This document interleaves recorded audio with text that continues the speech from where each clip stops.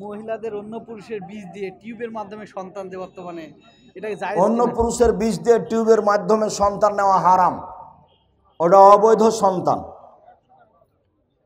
অন্য পুরুষের বীজ নিয়ে টিউবের মাধ্যমে সন্তান নেওয়া হারাম, ওটা অবৈধ সন্তান, একেবারে টোটালি হারাম। এটা একটা জেনা, পদ্ধতি ভিন্ন। কবরে লাশ রাখার বিষয়টা, কবরে লাশ রাখতে হবে কিভাবে? ডান কাতে, পুরো লাশটাকে একবারে ডান কাতে রাখতে হবে, ওই পিঠটা কবরের ওয়ালের সাথে লাগিয়ে দিতে হবে, ডান কাতে করে রাখতে হবে, এটাই সুন্নাত। প্রশ্নটা তিনি জিজ্ঞেস করছেন, ইমনাসের কবরের এই তলাকে এভাবে অর্ধেকভাবে ভাগ করা হয়, যে পিঠটাকে নামানো হয়, এরকম ধরনের কথা জিজ্ঞেস করছে। না, সমান হয় না, কবরের তলা ওরকম বাঁকা করতে হবে না। কবর দুই ধরনের, একটা লাহাদ, অল্প খুঁড়ে একদিকে চলে যেতে হবে, এই বিষয়ে এর নাম হলো লাহাদ, এই কবর করা যাবে। আর এটা হলো শিক, যেটা সরাসরি নিচে চলে যায়। নিচে যায় এটা দু থাক করে, এটা আবার এর জন্য অনেকে না, দুই থাক করতে হবে, মানে ওয়ালের সাথে ঠেকাই বাস। পুরোটা ডান কাতে দিতে হবে ওস্তাদ জি। পুরোটা ওয়ালের সাথে ঠেকে পুরোটা ডান করে দিতে হবে। ওস্তাদ জি, কোরআন তেলাওয়াত অবস্থায় সাজদার যদি আয়াত আসে, সেক্ষেত্রে তখনই সিজদা করবে না পরে করবে?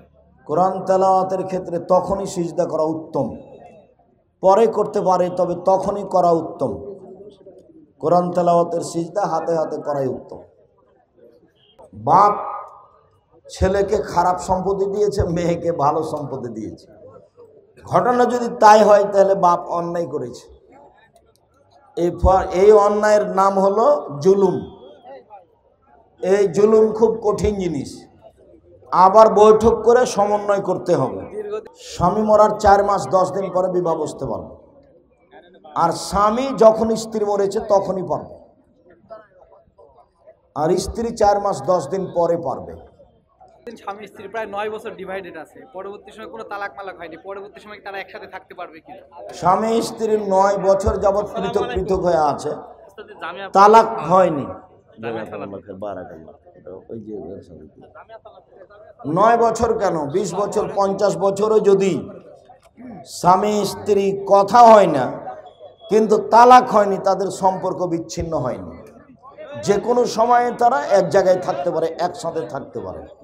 আর তালাক হয়ে গেলে তো কোনো কথাই নেই। কোনো মানে মহিলা যদি সব সময়ের জন্য মাদ্রাসায় বের হয়, তাহলে সেই মহিলা কি প্রত্যেক ওয়াক্তে উজু করে নামাজ আদায় করতে হবে, নাকি এক ওয়াক্তের উজু দিয়ে আরেক ওয়াক্তের নামাজ আদায় করতে হবে? যতক্ষণ পর্যন্ত উজু ভাঙেনি ততক্ষণ পর্যন্ত সলাৎ চলবে, উজু না ভাঙলে আর উজু করতে হবে না। আচ্ছা, ঋতুবর্তী অবস্থা, হায়েজ অবস্থায় পরিধান করা কাপড়ে যদি নাপাকি না লাগে, তবে সেই কাপড় পরে কি নামাজ আদায় করা যাবে? হায়েজ অবস্থায় কাপড় পরেছিল যে কাপড়, সেই কাপড়ে হায়েজের রক্ত লাগেনি, এখন কাপড়টা ভালো, সেই কাপড়ে কি সলাত আদায় করা যাবে? যাবে। হায়েজ লেগেছিল, রক্ত শুকিয়ে গেছে, ধোয়া হয়নি, এখন সেই কাপড়ে সলাত চলবে, কোনো সমস্যা নেই। ওটা ভিজা থাকলে ধুইতে হতো। ভাই বিদেশ থাকে, তো ভাইয়ের জমি আমার জমির পাশে আছে, কিভাবে কিনবে? বিষয়টা এইভাবে প্রশ্ন করছে।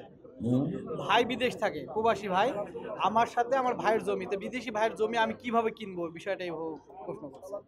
এটা কোনো বিদেশি ভাই জমি কিনলে, যেখানে জমি কিনছে তার ভাইদেরকে জিজ্ঞাসা করে জমি কিনতে হবে। তার ভাইয়েরা যদি কিনতে পারে তাহলে তারাই কিনবে, যদি না কিনতে পারে তাহলে বিদেশি লোক, যে কোনো লোক কিনতে পারে। আমার মামাতো ভাইয়ের সাথে আমার বিবাহ জায়েজ, কিন্তু আমার মামাতো ভাইয়ের সাথে আমার মেয়ের বিবাহ কি জায়েজ?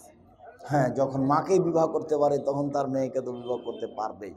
ওটা নিজ ভাগ্নি পারে না, ওটা নিজ ভাগ্নি পারে না।